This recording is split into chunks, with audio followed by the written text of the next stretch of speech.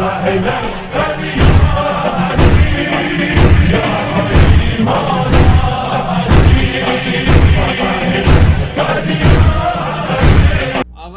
آپ اردو میں بات کریں. غدیری صاحب بھی پاکستانی ہیں, وہ بھی اردو جانتے ہیں, آپ اردو میں بات کریں, کوئی بات نہیں. السلام علیکم. وعلیکم السلام ورحمۃ اللہ. خیریت سے ہیں آپ؟ الحمدللہ رب العالمین, الحمدللہ. فرمائیے. آغا صاحب, میرا تعلق کوئٹہ سے ہے. جس طرح آپ لوگوں کا دل دکھتا ہے یہ تجالیوں کے, ہمارے بھی اسی طرح دل دکھتے ہیں آج کل.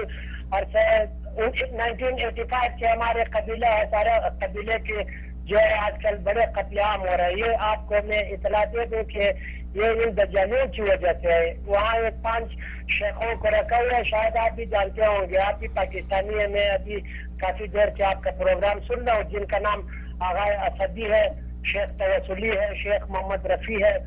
1985 میں ماشاء اللہ لگا ہوا تھا جنرل ضیاء الحق کا, آپ کو معلوم ہے, جلسہ جلوس بینڈ تھا.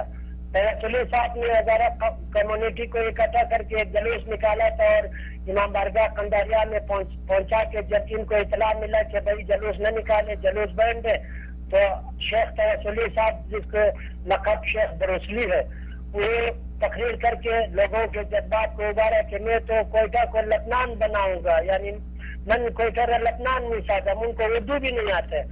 تو ہمارے بھی اسی طرح بہت پریشانی آج کل. لہٰذا آپ یہ کوئٹہ والوں کے لیے آپ لوگوں سے ریکویسٹ ہے کہ دعا کریں ان کے.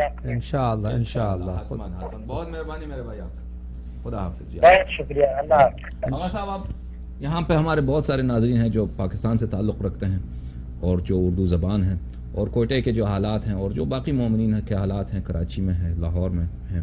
شیعوں کو پچھلے 25-30 سال سے چن چن کے مارا جا رہا ہے. ان کے جو جتنے اہم پرسنالٹیز ہیں, چاہے تجارت میں ہوں, چاہے صنعت میں ہوں, چاہے تعلیم میں ہوں, یا چاہے علماء الدین, مبلغین الدین ہوں, شعراء ہوں, ان کو چن چن کے مارا جا رہا ہے اور قتل عام ہو رہی ہے. پارا چنار میں دیکھیں, اور ابھی کوئٹہ میں پچھلے 10 سال سے جوشیوں کا قتل عام جاری ہے. اس کے متعلق آپ کچھ جملے اردو میں کہیے, بہت سارے لوگ جو ہیں اردو زبان بھی دیکھتے ہیں اس پروگرام. جی یقیناً یہ ایک ایسا امتحان ہے جو پیروان مکتب اہل بیت کے لیے ہے کہ ہر روز ان پر یہ وہابی دہشت گرد حملے کر کے انہیں شہید کر رہے ہیں.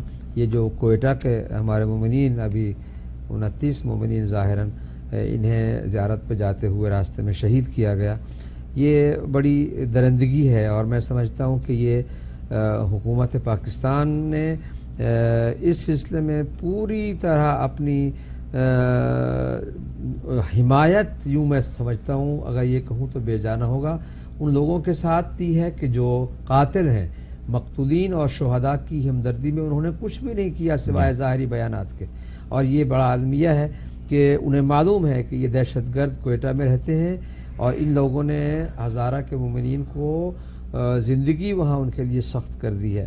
ہم اس کی سخت مذمت کرتے ہیں, اور ہم نے ہر جگہ اس کے لیے, لندن میں بھی ہم نے اس کے لیے جلوس بھی نکالا, اور ہم نے وہاں بڑے اجتماعات کیے, اور ہم نے بڑی تنظیموں کو. آغا صاحب, یہ پاکستان میں جو 25-30 سال سے شیعوں کا قتل عام شروع ہوا ہے, اس طرح مارا جا رہا ہے, اس کی جڑ کہاں پہ؟ دیکھیے, بنیادی طور پر تو ظاہر ہے کہ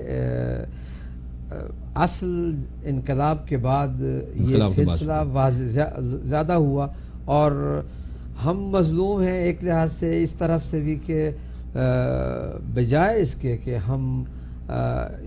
ہماری حمایت کی جاتی, ہمیں یہ کہا جاتا ہے کہ یہ قضیت داخلیہ, یہ ان کا اپنا داخلی کشور کا معاملہ ہے.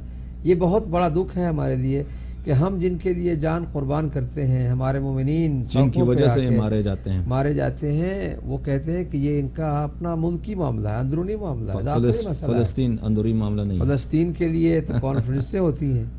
میں یہ سمجھتا ہوں کہ ضروری ہے کہ ہمارے شیعوں کی حمایت کی جائے, اور پوری دنیا میں جتنے بھی مومنین ہیں وہ چھوڑیں کسی حکومت پر توقع کرتے ہوئے, اپنے آن پر یہ آئیں اور ان مظلومین کی حمایت کریں, اور ظالمین کے خلاف نفرت کا اظہار کریں. وہ ظالم کون ہے دنیا جانتی ہے, اور ان ظالموں کے اوپر جو صبر کر کے اس وقت آپ دیکھیں کہ یہ بیچارے پارا چنار کے لوگوں کو ذبح کیا جاتا ہے, اور اس کے باوجود ہماری شیعہ حکومتوں سے کوئی آواز لا الہ الا اللہ, انا للہ و انا الیہ راجعون.